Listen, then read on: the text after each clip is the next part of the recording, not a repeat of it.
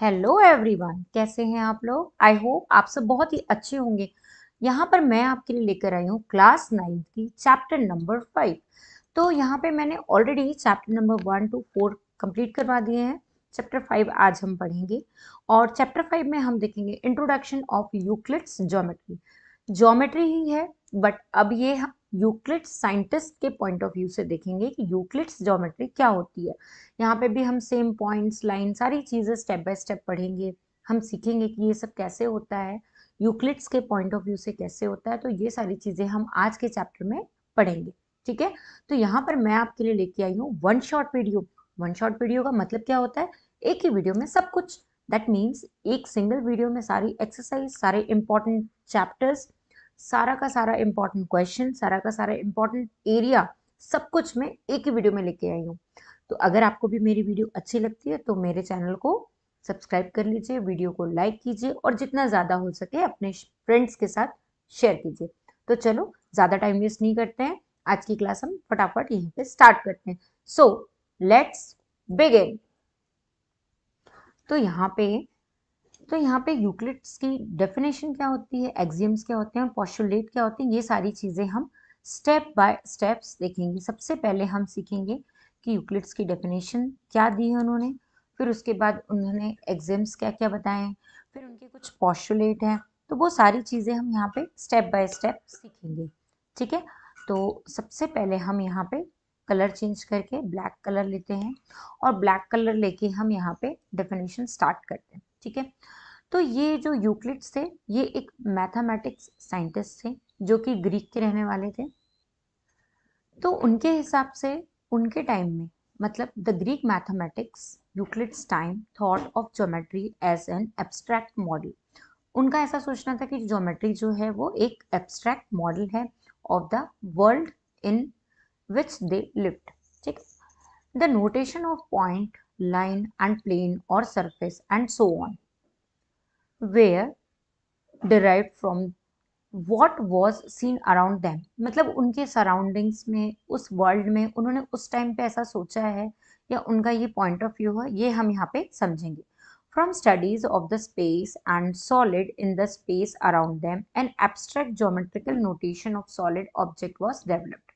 उस टाइम जो स्टडीज हुई स्पेस की, सॉलिड्स की, या स्पेस के अराउंड जो भी स्टडीज हुई, वहाँ पे जो भी ज्योमेट्री यूज हो रही है उसके लिए जो एब्स्ट्रैक्ट है, जो नोटेशन है या सॉलिड ऑब्जेक्ट है जो भी डेवलप किए गए।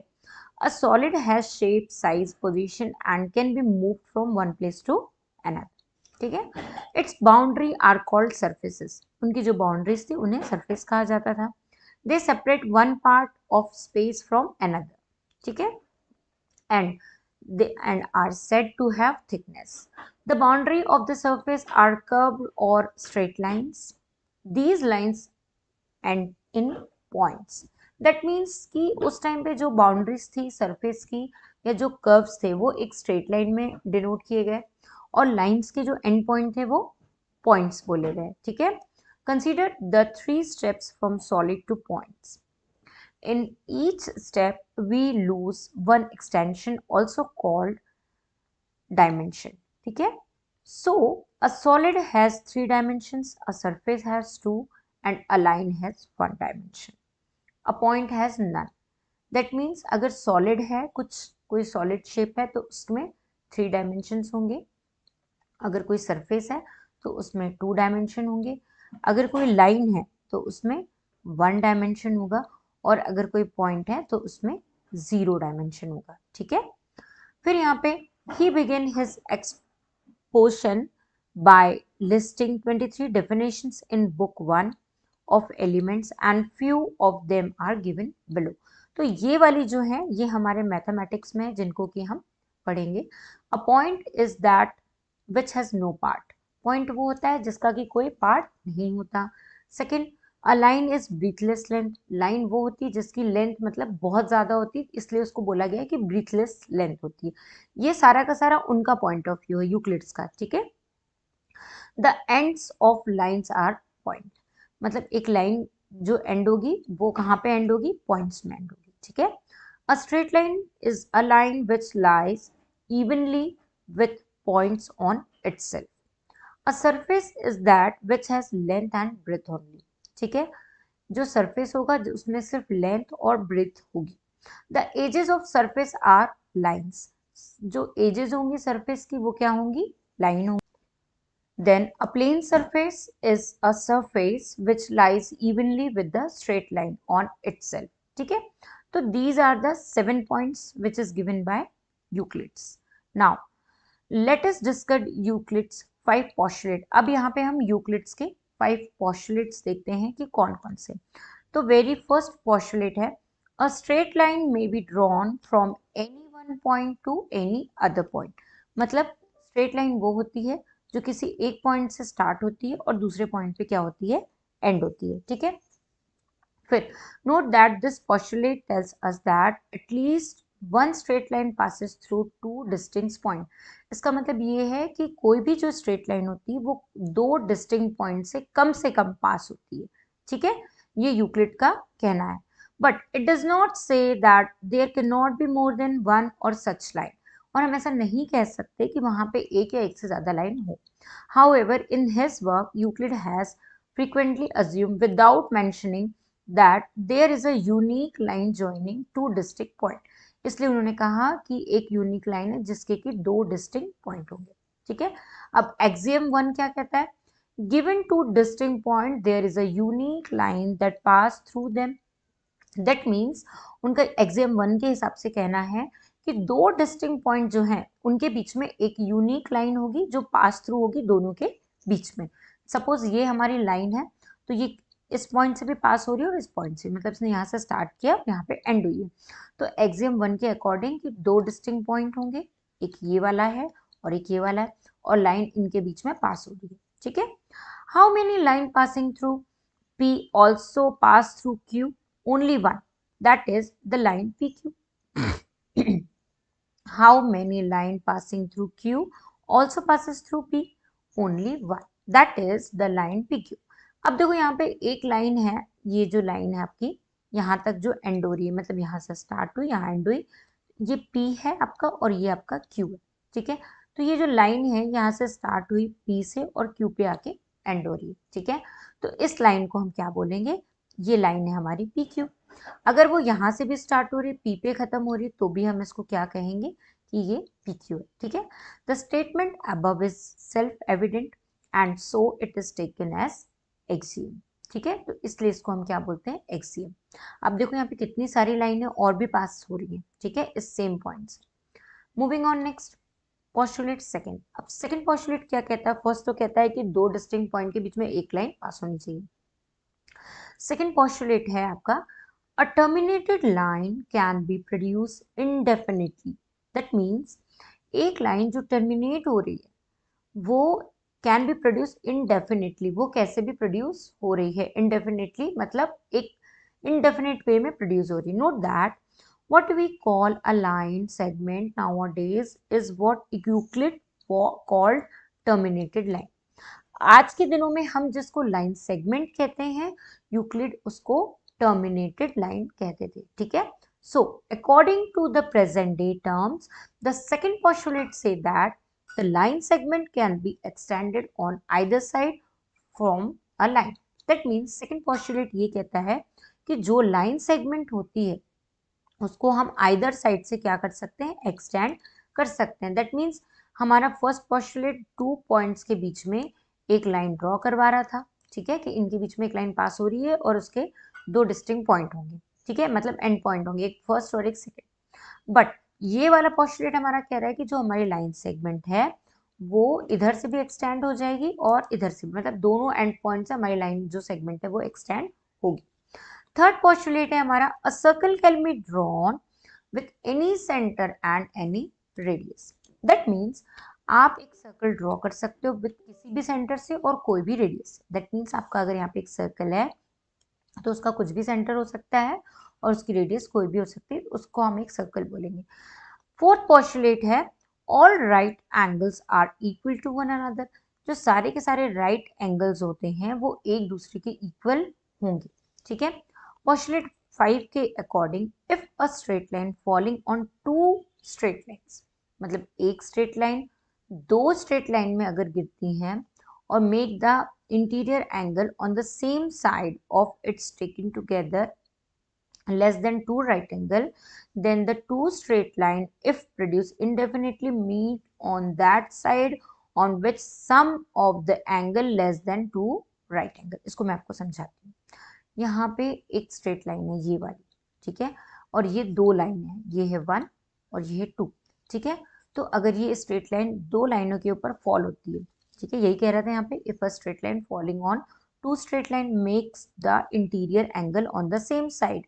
देखो यहाँ पे इंटीरियर एंगल बन रहा है, एक बन रहा है आपका 1 और दूसरा बन रहा है 2, ठीक है, same side of a taken together less then 2 right angle, ठीक है, जो कि दोनों राइट एंगल से लेस देन होगा। देखो यहाँ पे राइट एंगल नहीं बन रहा है, ना तो ये राइट एंगल बन रहा है और ना ही राइट एंगल पूरा का पूरा ऐसा होता है, ठीक है, तो यहाँ पे राइट एंगल नहीं बन रहा है, मतलब लेस देन है।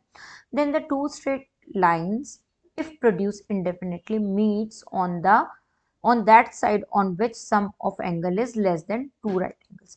that means कि इनमें जो राइट यहाँ पे एंगल्स बन रहे हैं, इन दोनों का जो सम होगा, मतलब एंगल 1 और एंगल 2 का जो सम होगा वो राइट एंगल से 2 राइट एंगल से क्या होगा, लेस देन होगा, ठीक है। तो देखो यहाँ पे for example the line P Q, यहाँ पे जो पी क्यू है, ये वाली लाइन है, जो ये लाइन है P Q fall on line A B and C D, वो ए बी और सी डी पे फॉल हो रही है, ठीक है, such that the sum of interior angles, अब यहाँ पे 1 और 2 दो इंटीरियर एंगल्स हैं आपके, ठीक है, इज लेस देन 180 डिग्री, ये दोनों 180 डिग्री से लेस देन होंगे on left side of PQ, left side of PQ, therefore the line AB and CD will eventually intersect on left side of PQ। इसलिए ये जो लाइन है ये PQ के लेफ्ट साइड में इंटरसेक्ट कर रही है इवेंचुअली, ठीक है, समझ में आ रहा है। सो मूविंग ऑन नेक्स्ट, आगे समझ में आपको पोस्टुलेट 5 क्या कहना चाह रहा है। नाउ अब example 1 we have if A B C are 3 points, अगर हमारे पास ए बी सी 3 पॉइंट्स हैं, ठीक है, ऑन ए लाइन, एक लाइन में एक ये पॉइंट है ए बी और ये लाइन पॉइंट है C and B lies between A and C, और बी जो है वो ए और सी के बीच में है, then prove that A B plus B C equals to A C. तो हमें प्रूव करना है कि हमारा जो ए बी है प्लस बी सी जो है वो इक्वल टू ए सी होना चाहिए, ठीक है, आ रहा है समझ में। तो फिर इसका सॉल्यूशन हम देखते हैं। This is the solution in the figure given above, A C coincides with A B and B C. अब ए सी जो है वो कोइंसाइड हो रहा है ए बी और बी सी से, मतलब ए सी जो है वो तभी बनेगा ना जब ए बी और बी सी ऐड होंगे, कोइंसाइड होंगे। Also Euclid's axiom 4 says that things which coincide with one another are equal। मतलब यूक्लिड्स ने कहा था कि जब थिंग्स, कोई भी चीज कोइंसाइड होगी एक दूसरे से तो वो एक दूसरे के इक्वल होगी। So it can be deduce that A B plus B C equals to A C. Got? Note that in this solution it has been assumed that there is a unique line passing through 2 points। यहाँ पर एक ये unique line है जो कि 2 points को क्या कर रही है, पास कर रही है, ठीक है। Moving on next, so we have next example here। Prove that an equilateral triangle can be constructed on any given line segment। मतलब एक equilateral triangle बनाया गया है किसी भी line segment में, ठीक है। इन द स्टेटमेंट, ये सॉल्यूशन है, ठीक है, मतलब क्या बोला जा रहा है कि आपको प्रूफ करना है कि जो इक्विलेटरल ट्राइंगल है can be constructed on any given line segment. मतलब अगर आपको एक लाइन सेगमेंट है दी हुई है तो आपको उस पर इक्विलेटरल ट्राइंगल कैसे कंस्ट्रक्ट करना है, ठीक है। So in the statement above solution, a line segment of any length is given, that means A B, अगर आपके पास एक लाइन सेगमेंट है ए और बी, ठीक है, कुछ भी लेंथ हो उसकी, हमको लेंथ नहीं मालूम। अब हमको इस पे इक्विलेटरल ट्राइंगल ड्रॉ करना है, तो हम क्या करेंगे, सबसे पहले ए बी ड्रॉ कर लेंगे और ए पे रख के हम एक आर कट करेंगे और बी पे रख के हम एक, जितना यहाँ का डिस्टेंस होगा उस डिस्टेंस पे दोनों पॉइंट पे रख के हम एक एक आर को कट करेंगे। आर जहाँ कट होगा उस पॉइंट से हम यहाँ से ऐसे ट्राइंगल बना देंगे, तो ये हो जाएगा हमारा इक्विलेटरल ट्राइंगल, ठीक है, आगे समझ में। अब थ्योरम 5.1 क्या कहती है, to distinct line can not have more than one point in common. दो डिस्टिंक्ट लाइन है अगर, तो क्या उनमें एक पॉइंट कॉमन हो सकता है? हो सकता है। तो हो सकता है, कैसे हो सकता है? हम इसमें अगर ऐसे कर दें तो क्या ये पॉइंट कॉमन हो जाएगा? तो प्रूफ बताना है हमको। Here we are line two lines L and M, हमारे पास दो लाइन है L and M. We need to prove that they have only one point is common. तो हम कह सकते हैं कि हमें एक पॉइंट जो है वो कॉमन है दोनों में, हमें प्रूव करना है। For the time being, let us suppose that the two lines intersect in two distinct point। दो लाइन दो डिस्टिंक्ट पॉइंट पे इंटरसेक्ट कर रही है, से P and Q, ठीक है। So you have two line passing through two distinct points P and Q, but this assumption clashes with the axiom that only one line can pass through two distinct point। हमने ये पढ़ा था कि एक line to distinct point से पास होगी, दो line to distinct point से पास नहीं होगी, ठीक है। So the assumption that we started with, that two line can pass through two distinct point is wrong, ठीक है। that means अगर दो लाइन है तो उनका एक ही डिस्टिंक्ट पॉइंट होगा जिससे वो दोनों पास हो रही है, मतलब ऐसा हो सकता है। बट दो लाइन दो डिस्टिंक्ट पॉइंट से पास हो, ये रॉन्ग होगा। सिर्फ एक लाइन ही होगी जो दो डिस्टिंक्ट पॉइंट से पास हो सकती है, तो ये अजम्पशन हमारा रॉन्ग हो जाएगा, ठीक है। इसलिए हम बोलेंगे टू डिस्टिंक्ट लाइन के not have more than one common point, ठीक है। This is the theorem. Moving on exercise, so we have here exercise 5.1। Now, very first question is, which of the following statement are true, which are false? Give reason for your answer। हमें reason देने हैं अपने answers के। Very first question is here, only one line can pass through a single point। तो हमें बताना है कि क्या एक लाइन वन सिंगल पॉइंट से पास थ्रू होगी। तो हमने पढ़ा है कि एक लाइन जो होगी वो दो डिस्टिंक्ट पॉइंट से पास होती है, सिंगल पॉइंट से पास नहीं होगी। लेकिन और हमें हमें पता है कि मल्टीपल लाइंस जो होती है, इनफाइनाइट लाइंस जो होती है, वो सिंगल पॉइंट से पास होती है। देखो इस पॉइंट से कितनी लाइन, मल्टीपल लाइन पास हो रही है ना।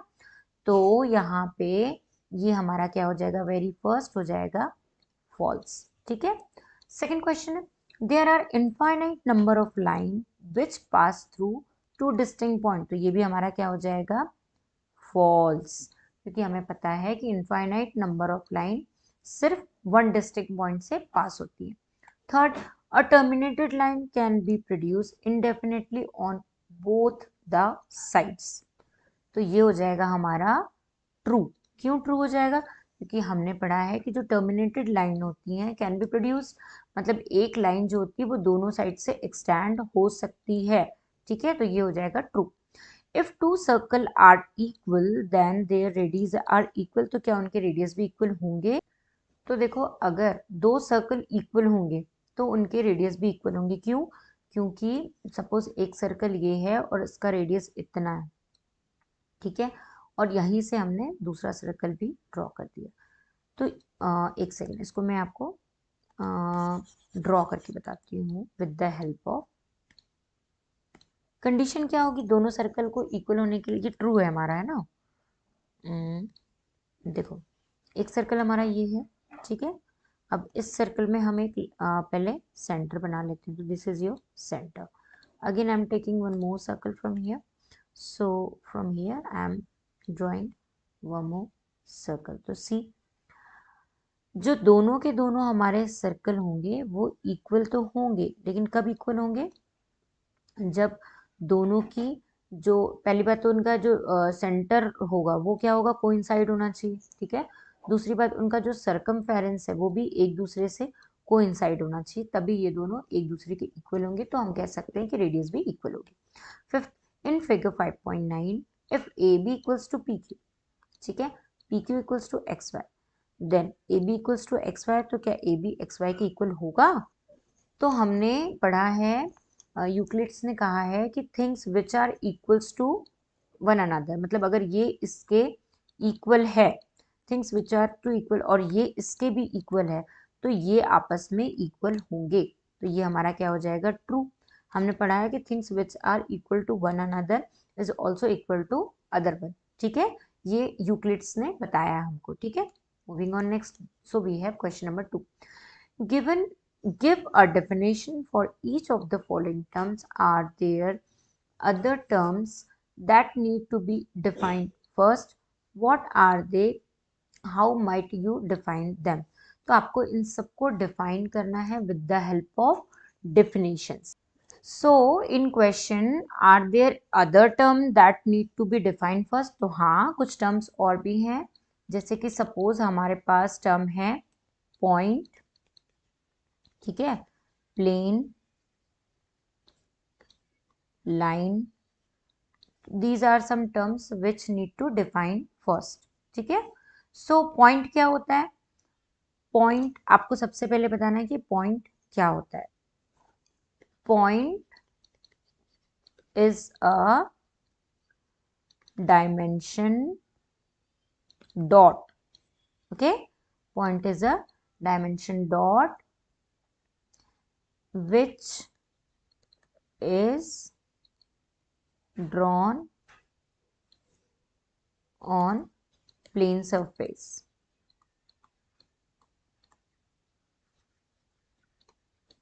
Is known as point. Okay, then the second one is your plane. अब plane क्या होता है? So plane क्या होता है बताओ? तो plane is the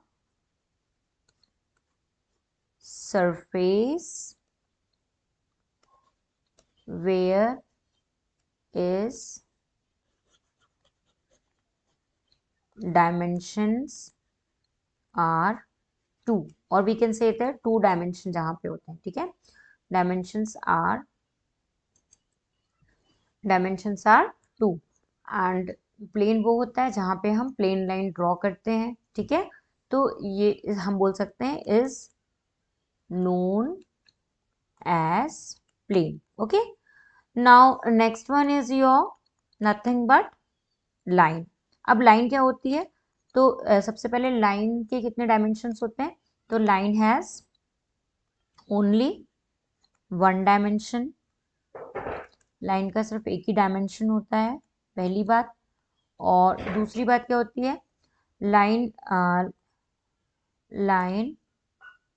has 2 distinct point.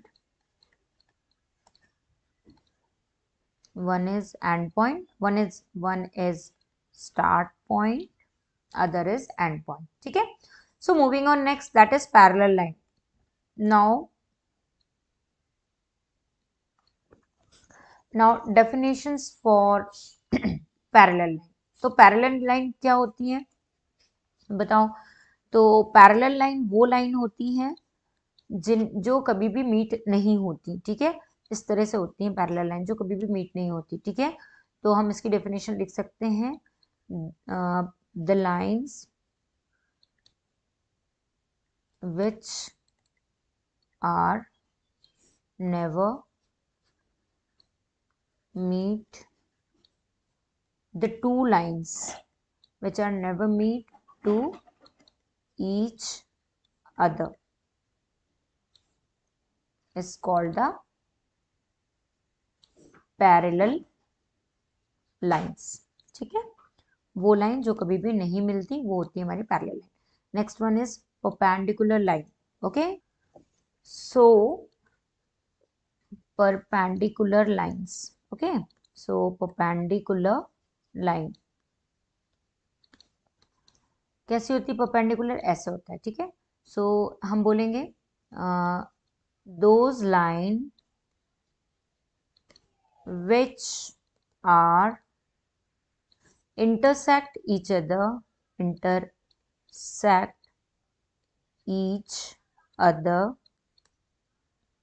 at right angle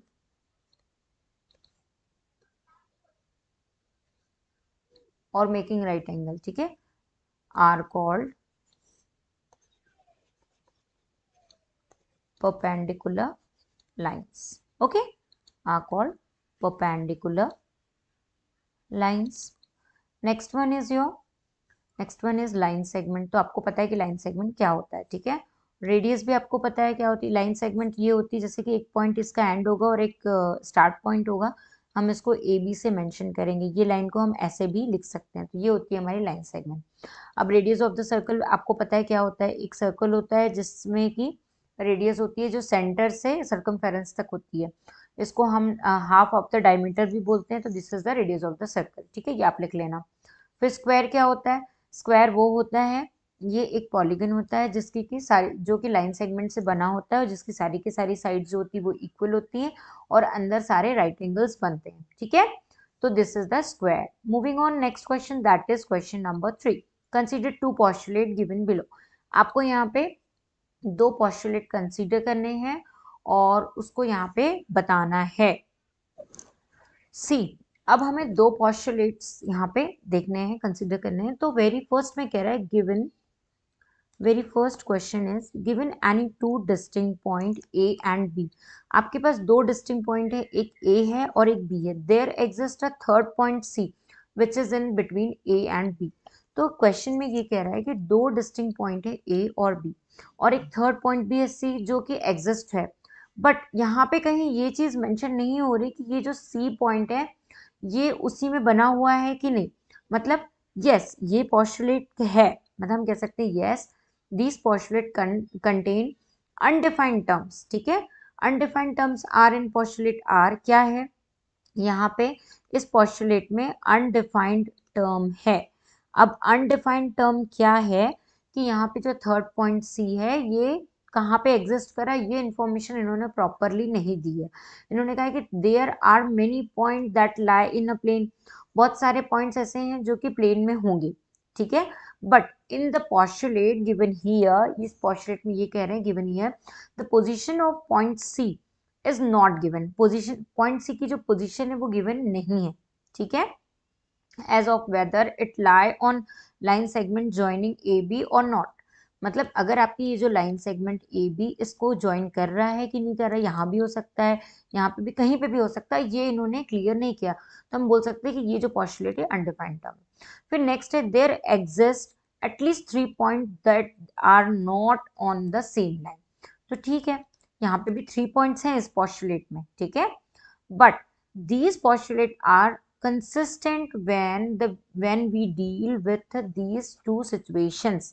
जब इस सिचुएशन से हम डील करेंगे पॉइंट सी। अब देखो यहाँ पे जो पॉइंट सी होगा, मतलब ये वाला जो पॉइंट है, point C is lying on the line A B. मतलब पॉइंट सी जो होगा इसी की बात हो रही है, ठीक है, ऊपर वाले ही क्वेश्चन की यहाँ पे बात हो रही है कि देयर एग्जिस्ट, अगर वो एग्जिस्ट करता है तो at least 3 point that are not on the same line. अगर एग्जिस्ट करता है तो वो एक सेम लाइन में नहीं होंगे, तो ठीक है yes.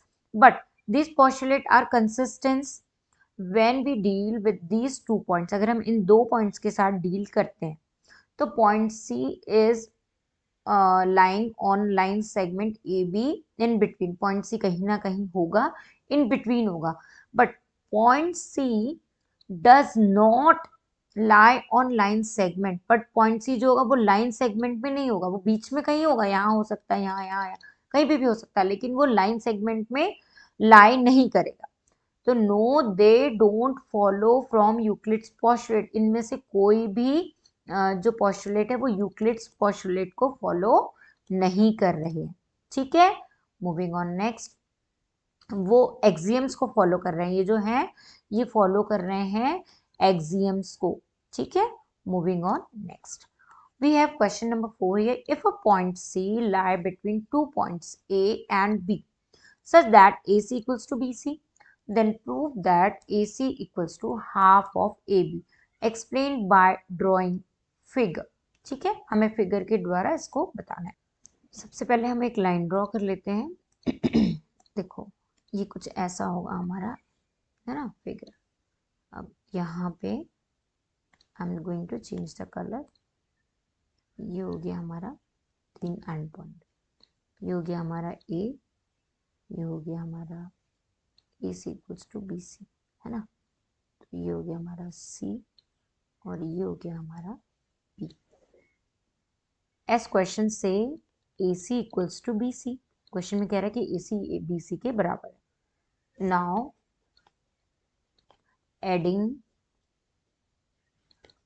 A C on both side, ठीक है, LHS में और RHS में। व्हाट वी गेट, यहाँ पे हो जाएगा ए सी प्लस ए सी, इधर हो जाएगा बी सी प्लस ए सी। तो यहाँ पे हो जाएगा आपका 2AC इक्वल्स टू हो जाएगा B C plus your A C, ठीक है। Now we know that A C plus B C equal to AC plus BC equal to your AB. Why? It coincide with line segment AB, ठीक है, ये हमने पढ़ा है, ठीक है। Therefore 2AC equals to your AB. Okay, so AC equals to half of AB. It proves. Okay. Now moving on next question, that is question number your 5th. First of all, I am going to draw line.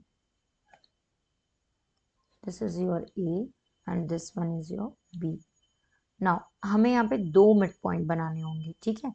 एक होगा हमारा P और एक होगा हमारा, in question 4 point C is called midpoint of line segment AB. Prove that every line segment has one and only one midpoint. Okay.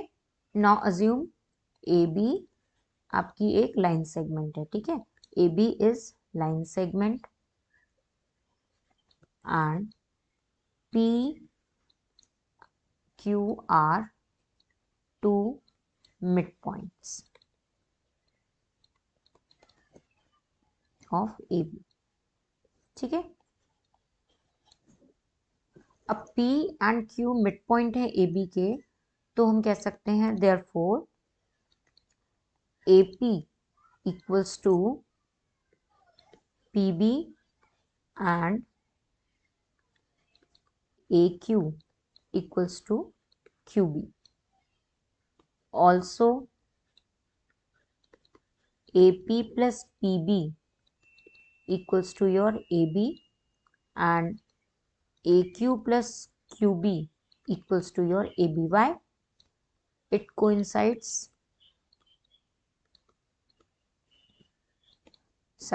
the line segment AB, ठीक है। अब हम क्या करेंगे, now adding AP in first equation both side, ठीक है। तो ये हो जाएगा आपका AP प्लस AP और इधर हो जाएगा आपका, इसमें ऐड करना है हमें, इसमें दिस इक्वेशन, और इधर हो जाएगा हमारा PB प्लस AP।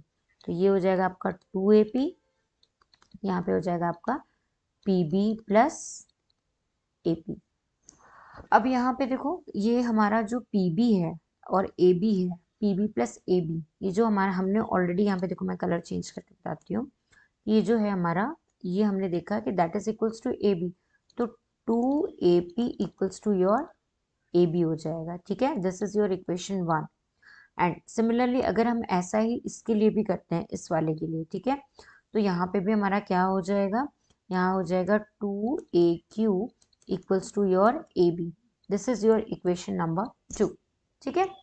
नाउ अब इसका राइट हैंड साइड और इसका right hand side, equation 1 and equation 2 को अगर हम इक्वेट करते हैं, ठीक है, तो इनके जो इक्वेशन 1 एंड इक्वेशन 2 इक्वेटिंग, जैसे इनको इक्वेट करेंगे तो यहाँ पे हमारा हो जाएगा 2AP इक्वल्स टू योर हो जाएगा 2AQ, क्योंकि राइट हैंड साइड दोनों का सेम है। इसमें से हमारे ये दोनों अगर कैंसिल होते हैं तो यहाँ पे हो जाएगा हमारा AP equals to your AQ। AP और AQ आपके क्या हो जाएंगे, इक्वल हो जाएंगे। दैट मीन्स AP और AQ, मतलब P और Q ये दो अलग अलग पॉइंट है। इससे हमें ये समझ में आ रहा है कि ठीक है AP इक्वल्स टू AQ हो रहा है, मतलब जो यहाँ पे P और Q है ये एक पॉइंट नहीं, ये दो अलग अलग पॉइंट है, मतलब ये कॉन्ट्राडिक्ट है। दैट मीन्स एक लाइन पे दो मिड पॉइंट्स नहीं हो सकते। अगर दो मिड पॉइंट होते तो वैल्यू सेम हो जाती, तो यहाँ पे दो मिड पॉइंट नहीं है। तो हम कह सकते हैं कि every line segment has one and only one mid point, two distinct mid points नहीं होंगे। ठीक है, आगे समझ में।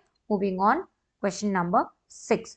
इन figure 5.10 AC and BD are equal, then prove that AB and CD are equal. मतलब AB जो है, AC जो है वो इक्वल है BD के, तो हमें AB equal to CD prove करना है। तो this is completely your homework, ये आप होमवर्क में कर लेना, इसमें एग्जाम्स यूज होंगे। ठीक है, now moving on next question, that is question number your 7।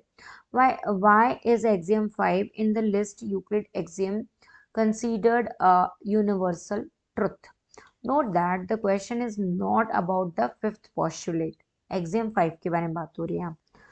तो देखो axiom 5 जो है हमारा, the whole is always greater than a part, जो होल होता है वो ऑलवेज ग्रेटर देन होता है उसके पार्ट के। मतलब सपोज ये पूरा होल है और ये उसका पार्ट है, तो ये जो पूरा होल होगा ये ऑलवेज क्या होगा, बड़ा होगा इस पार्ट से।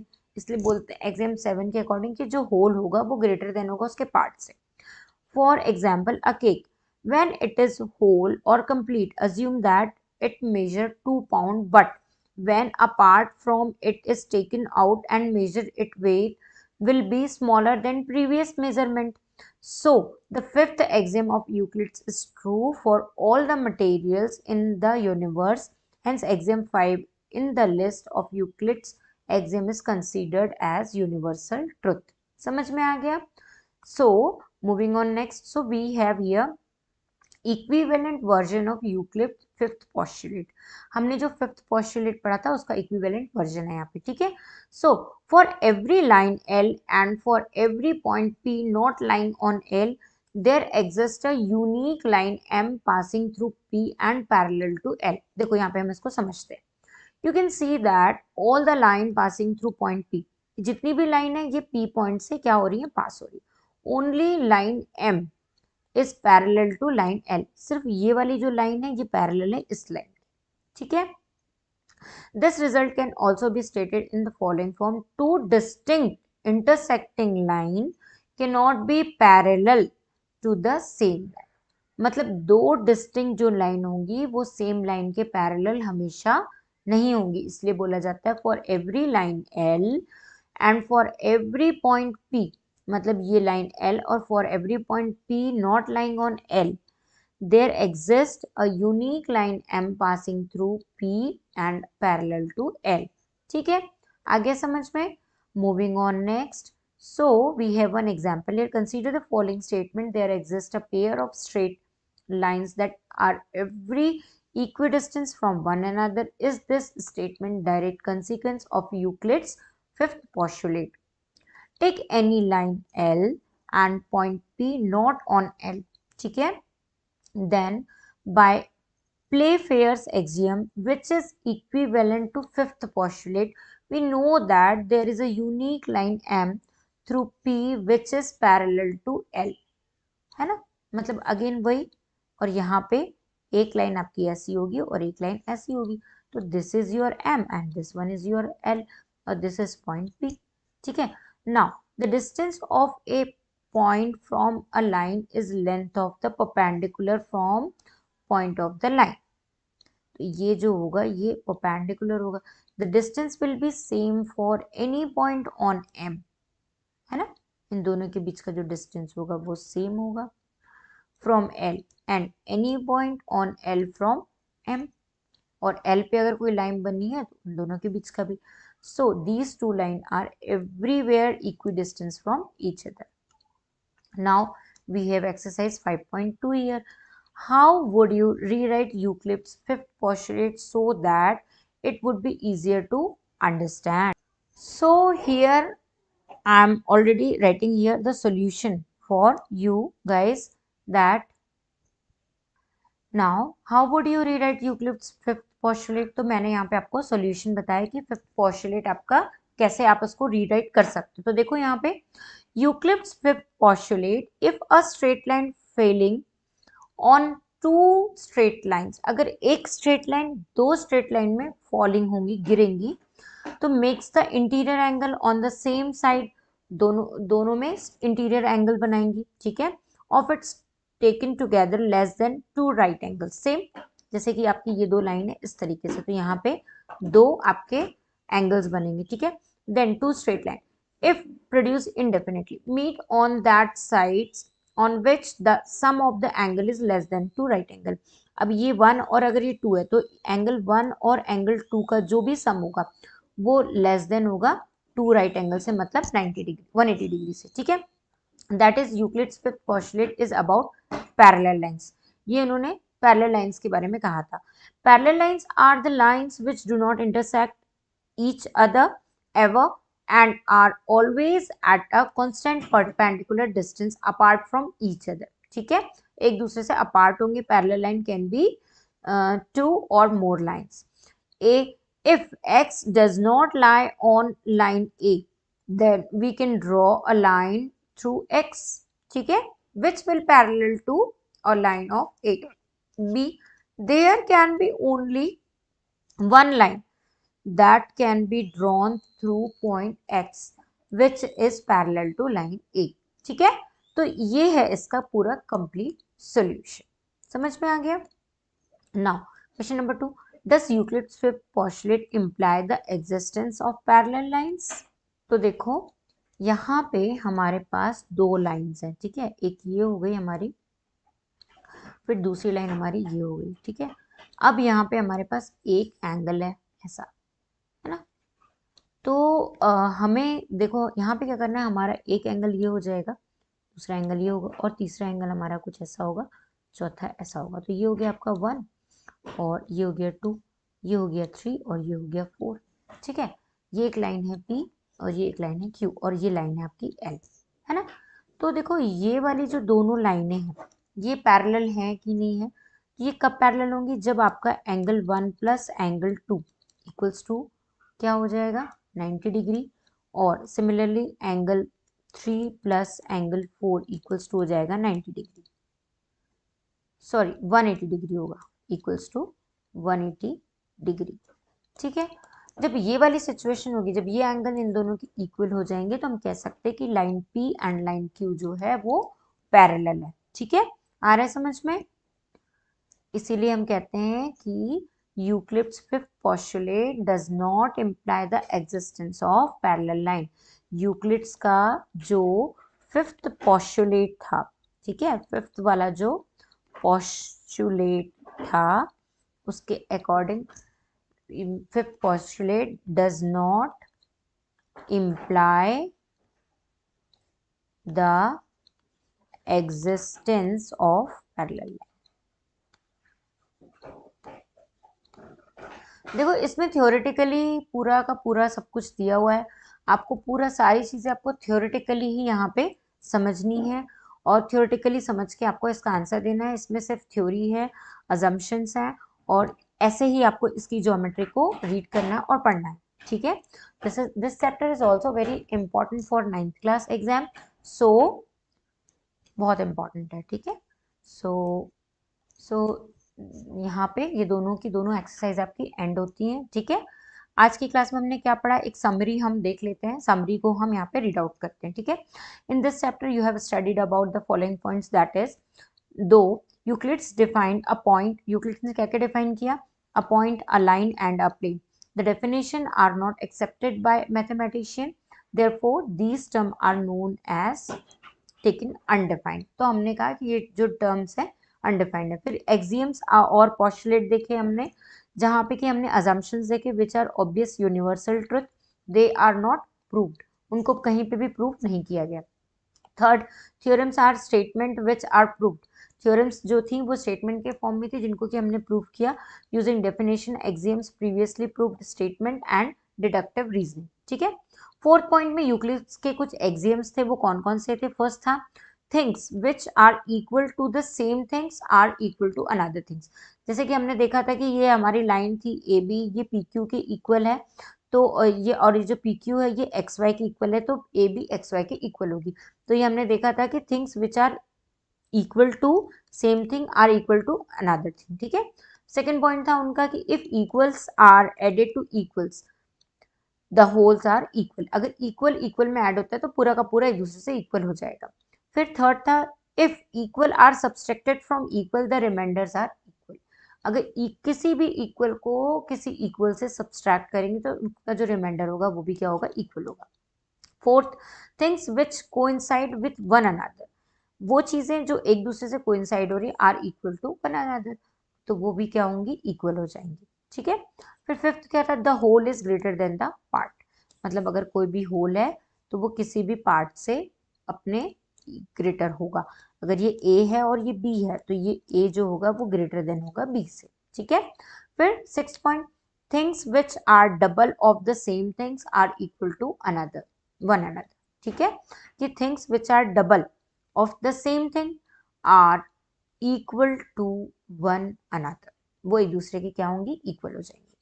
Things which are half of the same thing are equal to one another, वो भी एक दूसरे के इक्वल होंगे, ठीक है। फिर मूविंग ऑन नेक्स्ट, यूक्लिप्स के पोस्टुलेट्स देखिए हमने। फर्स्ट था अ straight line may be drawn from any one point two any other point. मतलब एक स्ट्रेट पॉइंट जो होगी वो वन पॉइंट से स्टार्ट होगी तो दूसरे पॉइंट पे आके एंड होगी। सेकेंड था terminated line can be produce indefinitely. अगर लाइन है तो ये टर्मिनेट हो जाएगी इंडेफिनेटली, ठीक है, मतलब बढ़ती जाएगी, एक्सटेंड हो जाएगी। फिर circle can be drawn with any centre और एनी रेडियस। एक सर्कल होगा जिसको किसी भी सेंटर से ड्रॉ कर सकते हैं और किसी भी रेडियस से ड्रॉ कर सकते हैं। फिर फोर्थ पोस्टुलेट था all right angle are equal to one another. सारे के सारे जो राइट एंगल होंगे वो एक दूसरे के इक्वल होंगे। फिफ्थ था if a straight line following on two straight lines. अगर एक स्ट्रेट लाइन दो स्ट्रेट लाइन पे फॉलो होंगी तो इंटीरियर एंगल जो होंगे वो क्या होंगे, वो सेम साइड के जो भी होंगे वो it is taken together less than two right angle. तो ये जो इंटीरियर एंगल होंगे ये लेस देन होंगे राइट एंगल से। Then two straight lines if produce indefinitely meet on that side on which sum of angle is less than two right angles, ठीक है। Sixth, two equivalent version of Euclid's fifth postulate are for every line L and for every line P, point P not lying on L, there exists unique line M passing through P and are parallel to L। तो ये इस तरीके से जो lines होंगी तो ये जो M लाइन है ये L के पैरेलल होंगी, ये पॉइंट है, ठीक है। ये वाला पोस्टुलेट है। अब इसमें टू डिस्टिंक्ट इंटरसेक्टिंग लाइन जो है वो can not be parallel to the same line. अगर ये दूसरी जो लाइनें हैं ये इस लाइन के पैरेलल नहीं होंगी, ठीक है। All the attempts of proof Euclid's fifth postulate using the first four postulate failed but they led to the discovery of several other geometry called non Euclidean geometry. तो देखो यहाँ पे हमारा कहने का और समझाने का मतलब ये था कि यूक्लिड्स के पॉइंट ऑफ व्यू से हमने सारी ज्योमेट्री यहाँ पे पढ़ी, लेकिन इसमें बहुत सारी चीज़ें प्रूफ नहीं भी हैं, कई सारी चीज़ें प्रूफ की गई हैं। ये सारे अजम्पशंस हैं, तो इनको आप रीड आउट करिए और इनके अकॉर्डिंग आप आंसर दीजिए। बहुत डीप में इनको समझने की कोशिश मत करिए। थोड़ा सा कम मार्क्स का ही आता है इस चैप्टर से, तो इसकी बहुत ज़्यादा इंपॉर्टेंट तो नहीं है पर थोड़ा बहुत है, ठीक है। तो आज की क्लास में इतना ही। यहाँ पे मैं चैप्टर नंबर 5 की क्लास को आपकी एंड करने जा रही हूँ। अगर मेरी वीडियो आपको अच्छी लगती है तो प्लीज़ वीडियो को लाइक कीजिए, चैनल को सब्सक्राइब कीजिए और शेयर कीजिए जितना ज़्यादा हो सकता है उतने फ्रेंड्स से। और अगर आपको इसमें कुछ भी डाउट है तो प्लीज़ मुझे कमेंट सेक्शन में बताइए, मैं उसके लिए अलग से वीडियो आपको सेपरेट वीडियो बना के और समझा दूंगी डीप में, ठीक है। तो पोस्टुलेट, एक्सियम्स, ये सारी चीज़ें बहुत इंपॉर्टेंट है, इसको अच्छे से पढ़िए और समझिए। All the best for your exam. So I'm going to leaving this session now. Thank you so much. Bye bye.